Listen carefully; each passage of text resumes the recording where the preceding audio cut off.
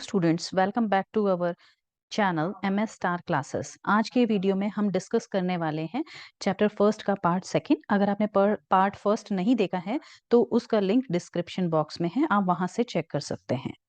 Types of chemical reaction.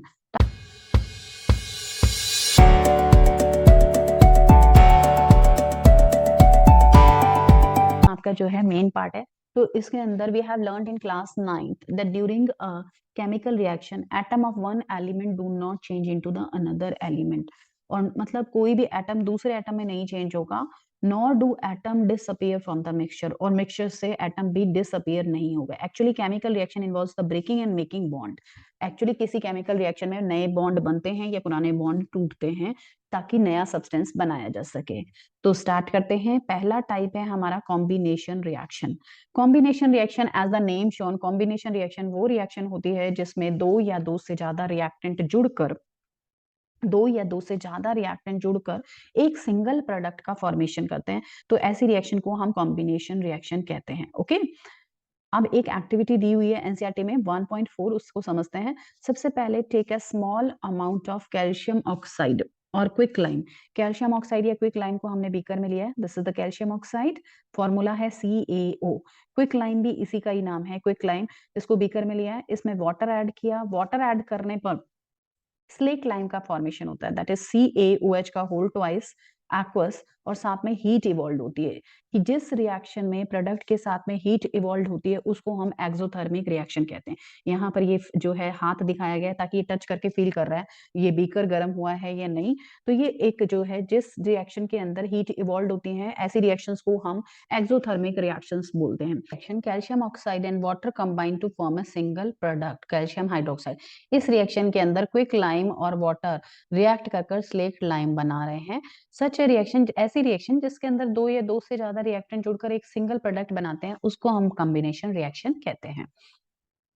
अब slack lime क्या होता है बेटा? स्लेक लाइम जैसे ये कैल्शियम ऑक्साइड, ये चूना होता है, इसको हम वाटर में डिसॉल्व कर स्लेक लाइम बना लेते हैं। और स्लेक लाइम को हम यूज करते हैं व्हाइट वॉश करने के लिए। व्हाइट वॉश करेंगे तो हम देखते हैं कि व्हाइट वॉश करने के बाद 2-3 दिन बाद जो है वो उसमें चमक आती है, ये शाइन आती है। वो कैसे आती है?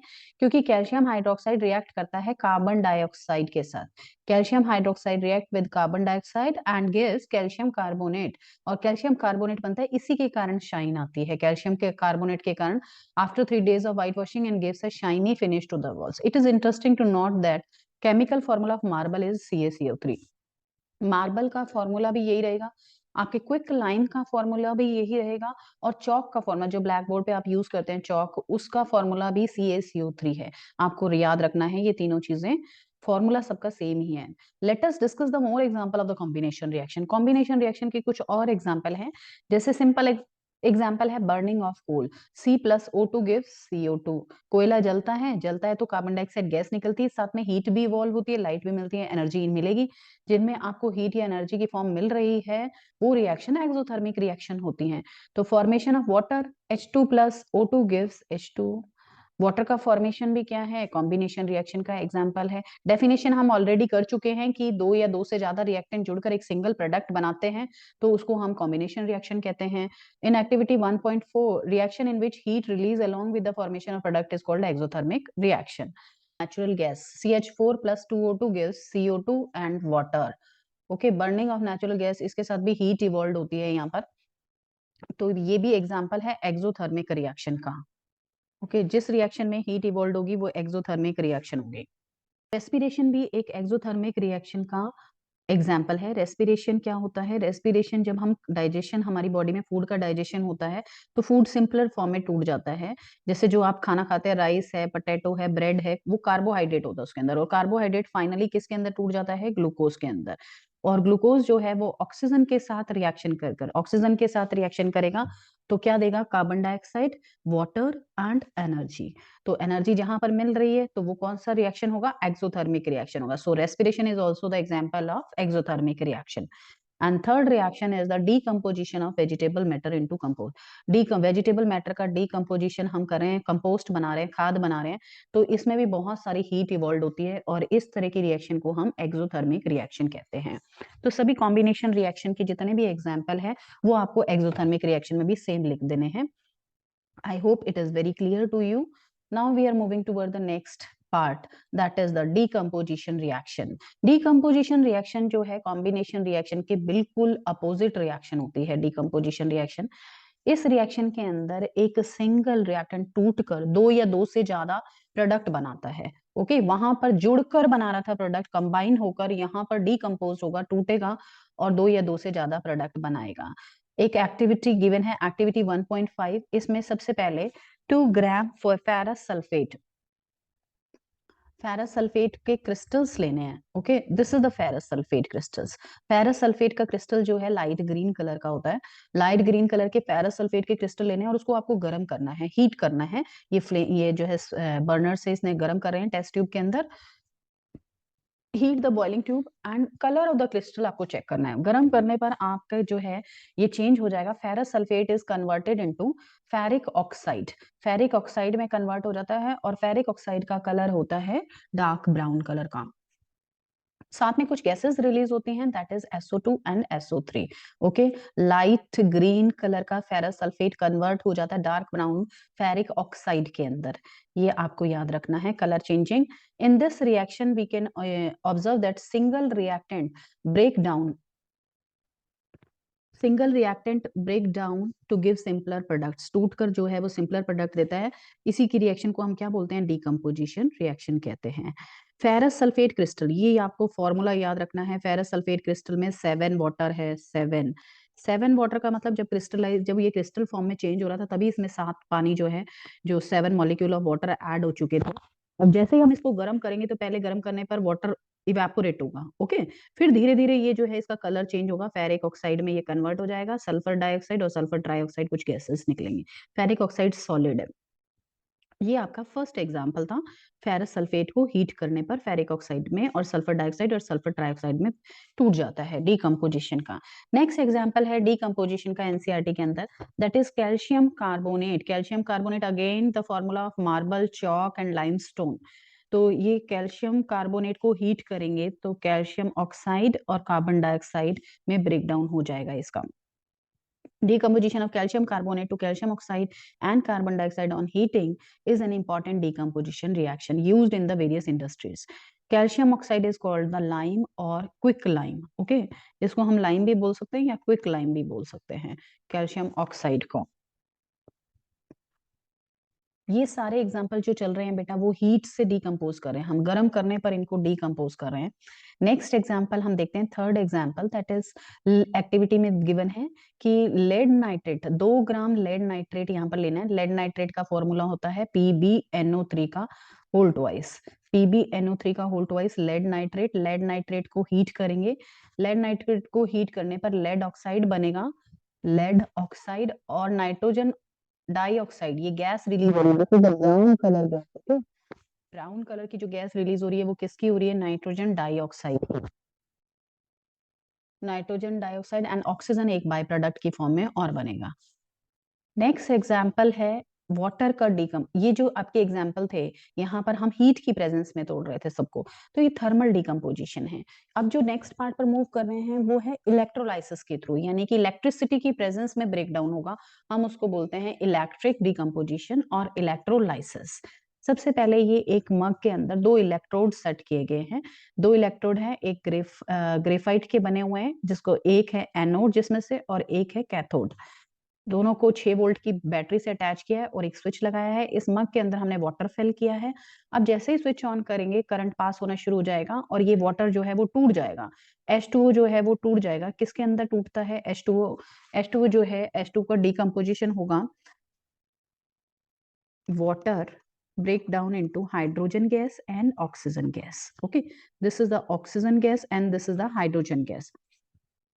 यहाँ पर हाइड्रोजन देखिए बैलेंस किया मैंने, तो हाइड्रोजन जो है, हाइड्रोजन का अमाउंट ज्यादा होता है क्योंकि वाटर का कॉम्पोजिशन ही H2O, हाइड्रोजन ही ज्यादा है यहाँ पर. तो इसमें नेचुरल सी बात है, गैस हाइड्रोजन ज्यादा है. तो ये रेशियो आपको पूछा जाता है बोर्ड के अंदर कि हाइड्रोजन और ऑक्सीजन का रेशियो क्या मिला है, तो आपका आंसर रहेगा 2:1. H2O से आप यहाँ पर कर लेंगे इस चीज को. हाइड्रोजन 2 है और ऑक्सीजन 1 है, तो ये रेशियो हमको मिलता है. ये सभी इसका जो एक्टिविटी में रिटर्न है. Connect these electrode to 6 volt battery.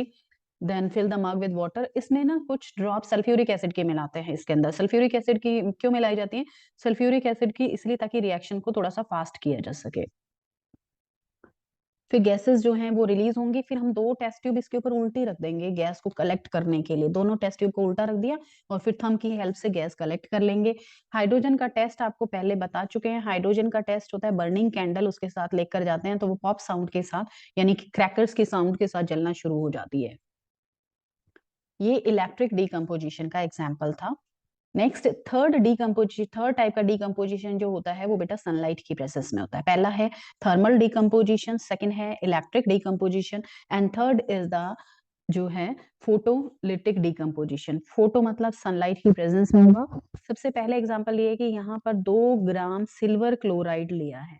2 gram of silver chloride. Silver chloride white colour का सब्सटेंस था जो हमने सनलाइट में रखा। सनलाइट में रखने पर रिएक्शन क्या होती है कि व्हाइट कलर का जो सिल्वर क्लोराइड है वो ब्रेक डाउन हो जाएगा सिल्वर के अंदर और क्लोरीन के अंदर, और ये सिल्वर का कलर जो है वो ग्रे हो जाएगा। ये पूछा जाता है ग्रे कलर। देखो पिक्चर क्या है, एनसीईआरटी का एक एक फिगर जो है वो बहुत इंपॉर्टेंट है। ग्रे कलर आपको दिखाई दे रहा होगा यहाँ पर।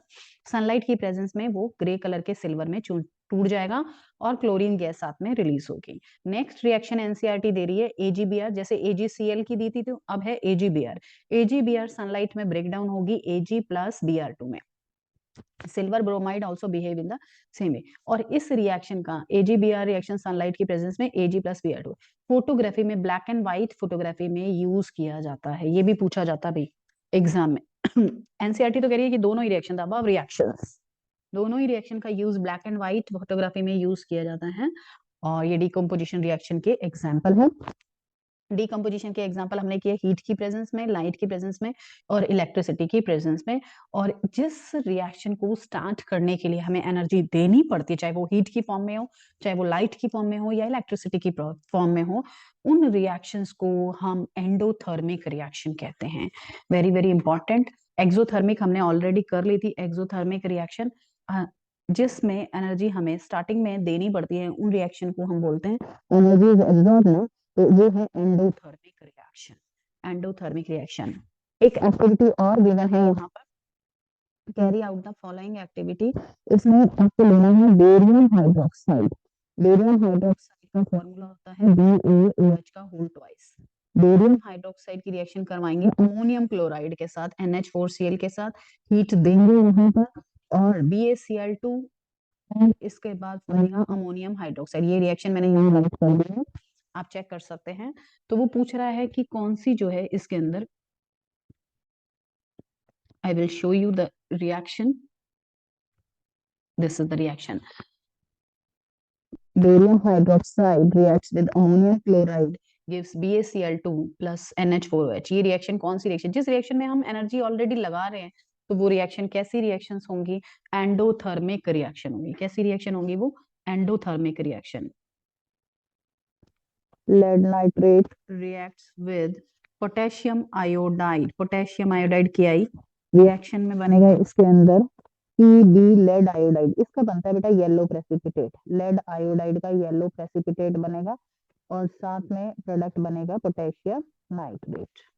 ओके, तो यहाँ पे येलो प्रेसिपिटेट आपको याद रखना PbI2 का, और बेरियम सल्फेट का व्हाइट प्रेसिपिटेट ऊपर वाली रिएक्शन के अंदर आप को याद रखना है। नेक्स्ट है oxidation and reduction. Fifth type आ गया हमारे रिएक्शन का, oxidation and reduction. Examiners favourite, very very important. Start करते हैं oxidation reduction reaction. Oxidation reduction reaction के अंदर नाम से पता चल रहा है ऑक्सीडेशन यानी कि रिएक्शन, कोई भी सब्सटेंस में अगर ऑक्सीजन ऐड होता है या हाइड्रोजन रिमूव होता है, ध्यान से सुनना, ऑक्सीजन एडिशन ऑफ ऑक्सीजन और removal of hydrogen is known as oxidation. और इसका अपोजिट हो जाएगा रिडक्शन, रिमूवल ऑफ हाइड्रोजन और addition of oxygen is known as reduction. सबसे पहले एक एक्टिविटी दी है 1.11, heat a china dish 1 gram of copper powder. Copper powder जो है ब्राउन कलर का है, उसको हम गर्म करते हैं, यानी ऑक्सीजन के साथ रिएक्शन करेगा तो ये एक ब्लैक कलर के सब्सटेंस में चेंज हो जाएगा। कॉपर ब्राउन कलर का था, ऑक्सीजन के साथ रिएक्ट करेगा, कॉपर ऑक्साइड के ब्राउन कलर में चेंज हो जाएगा।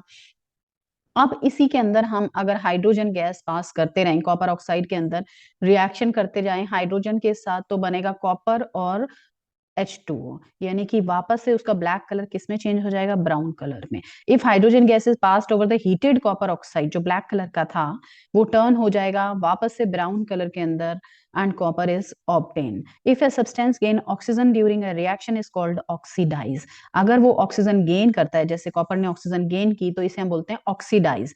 अगर वो ऑक्सीजन को लूज करता है तो उसको हम बोलते हैं रिड्यूस्ड।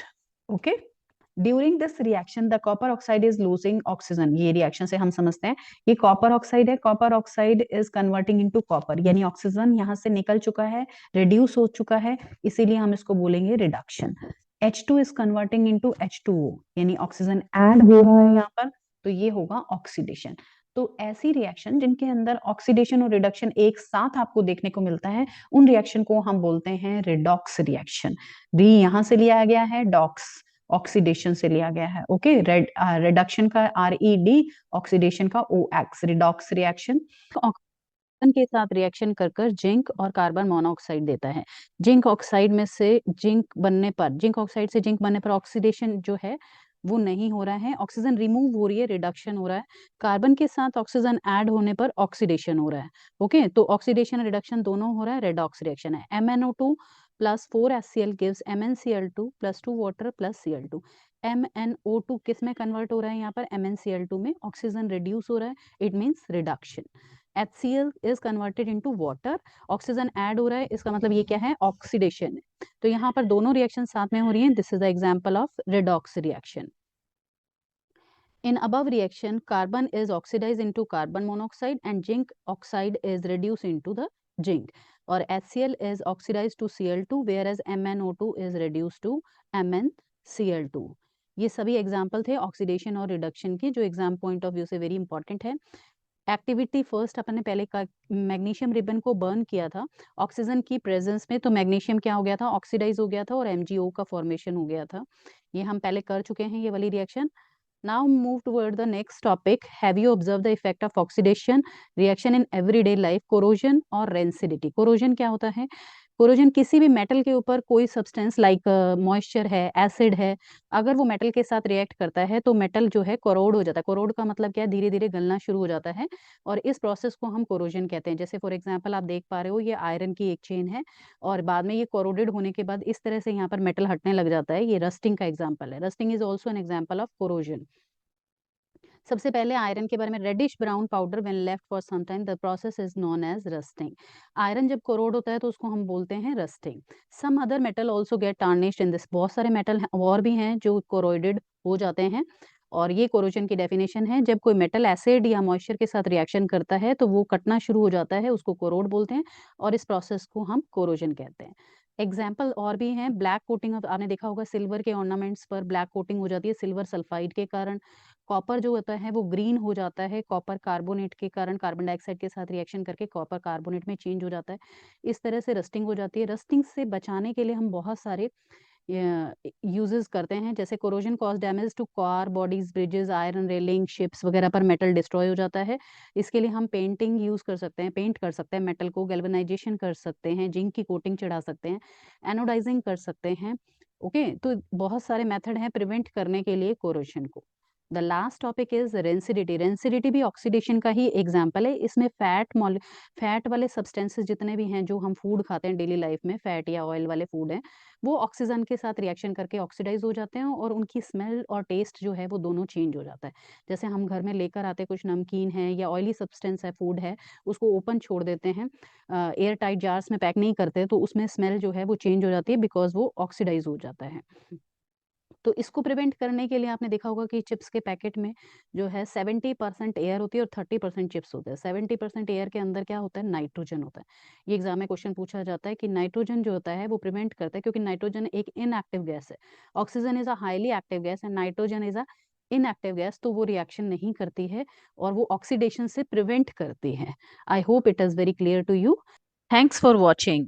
अगर आपको वीडियो अच्छी लगी है तो प्लीज़ लाइक करें, शेयर करें और कमेंट करें, और आगे आने वाली इंपॉर्टेंट वीडियोस के लिए चैनल को सब्सक्राइब कर लें। Thank you.